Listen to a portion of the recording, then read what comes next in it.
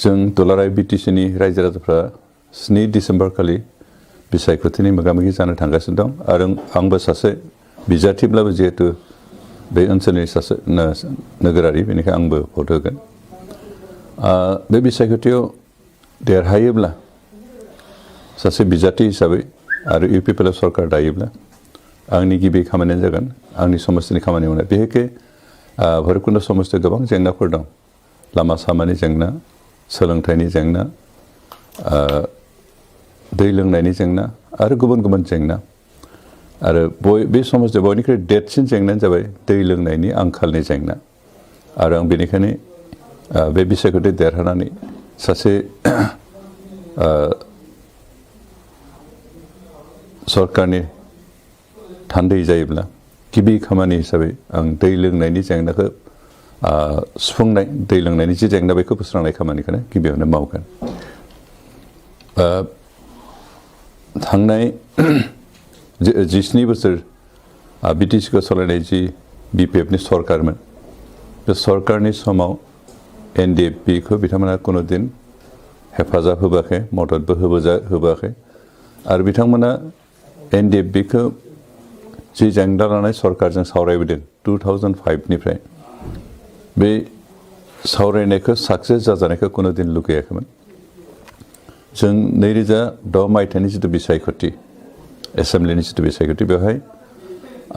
बिपिएफनि माखासे थान्दैफोरखौ बिजाथिफोरखौ जों हेफाजाब खालामनानै देरहाहोदोंमोन देरहाखांनानै बिथांमोना बे समाव कंग्रेसजों लोगो जानानै सरकार दादों खिन्थु बिनि बोसोरसेनि उनावनो 2007 मायथाइयाव बिपिएफआ जोंनि एगेन्स्टै लास्ट गेटनि जनता भवननि मोखाङाव धरना होदोंमोन बे धरनायाव बिटिसिनि चिफ जेसेबां एमएलएफोर दंमोन जेसेबां मन्थ्रिफोर दंमोन जेसेबां इएम आरो एमसिएलए दंमोन लोगोसे जेसेबां डिस्ट्रिक्ट कमिटि आन्चलिक कमिटिनि मेम्बारफोर दंमोन प्रेसिडेन्टफोर दंमोन बिथांमोना ज' थांनानै धरना होदोंमोन आरो धरनानि दाबियानो बेनोमोन जे एनडिएफबिनि जि सिजफायार बेखौ भारत सरकारा भंग खालामनांगौ आरो बिथांमोनखौ हाग्रायाव हगार हरफिननांगौ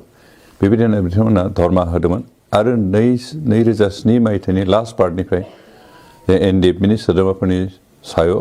हामला स्टार्ट खालामदों जों सिजफायार खालामनानै दंमोनब्लाबो बिथांमोननि उत्पादाव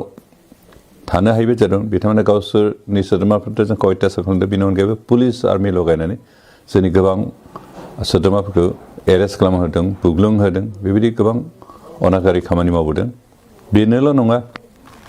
थांनाय समफ्राव बिनि उनावबो दिनै एनडिएफबिखौ बोरै हागोन बोरै हाया सोखाव सोसि खालामनानै जाहाथे एनडिएफबिआ कुनु पयन्थै एग्रिमेन्ट खालामहैनो हाया बिनि पलिसि बिनि षड़यन्त्रखौ खालामबोबाय थादों आरो थांनाय 2019 मायथाइनि सेप्तेम्बर खालि धीरेन बर'आ एनडिएफबिनिफ्राय गावस्रालांनायबो बे षड़यन्त्रनिनो मोनसे बोलि आरो बिथांमोना एनडिएफबिखौ आथिंजों नङा आखाइजों बोरैहाय गाथेनानै दोननो हागोन बेनिबो पलिसि खालामदों बेनिखायनो जिहेतु एनडिएफबि संगठना सिजफायार खालामदोंब्लाबो सरकारनि जि स्टाइपेन्ड बे थोजासे नङैयाव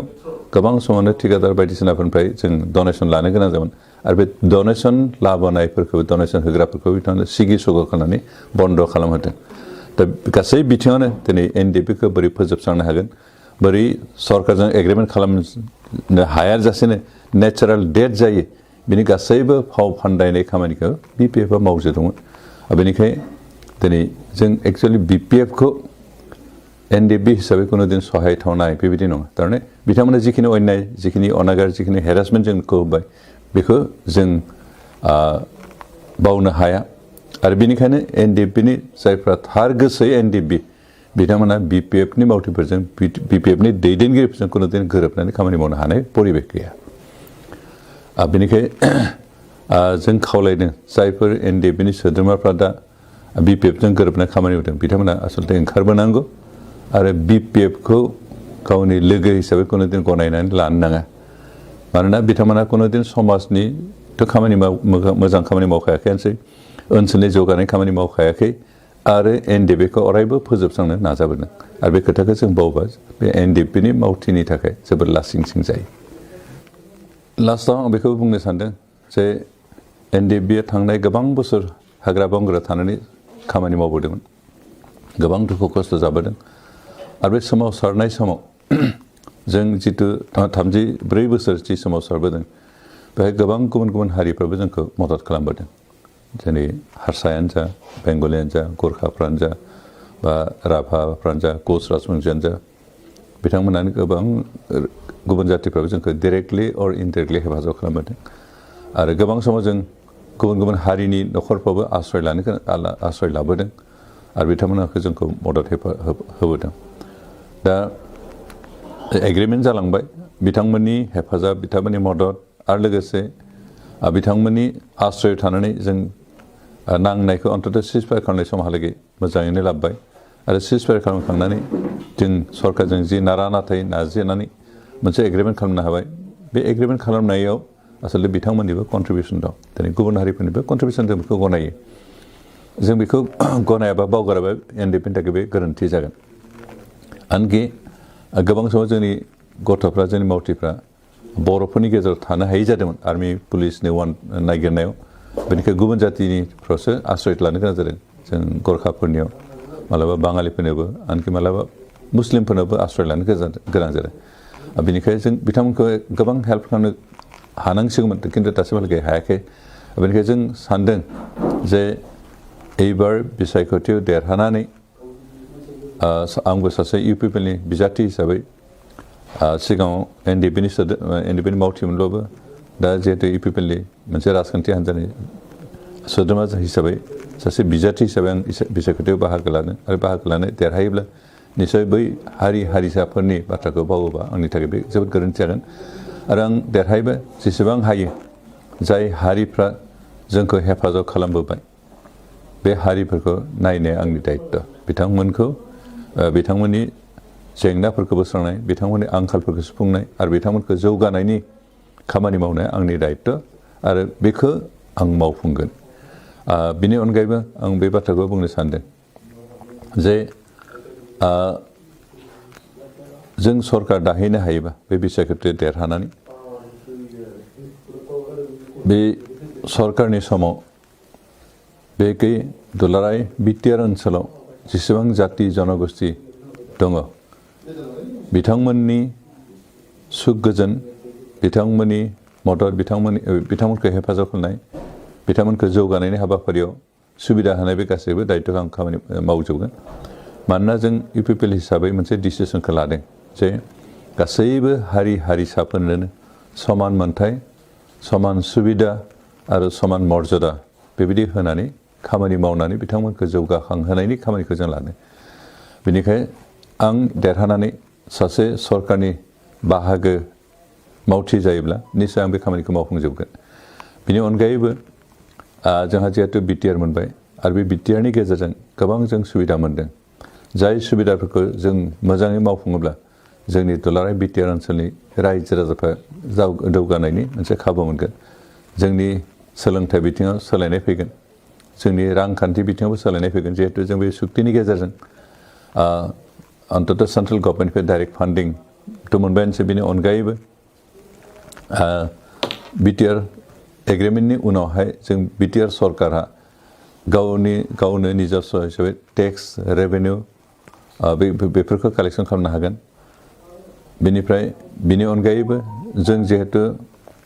बिटिआर ओनसोलाव रायजो जानाय गासैबो जाति जनगोष्ठीनि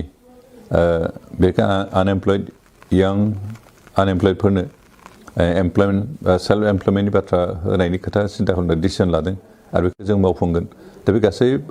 खामानिखौ जों मावफुंनो हायोबा जोंनि बिटिआर ओनसोला जौगागोन आरो बेबायदि जौगानो थाखाय जों जेसेबां हायो खामानि मावगोन मानोना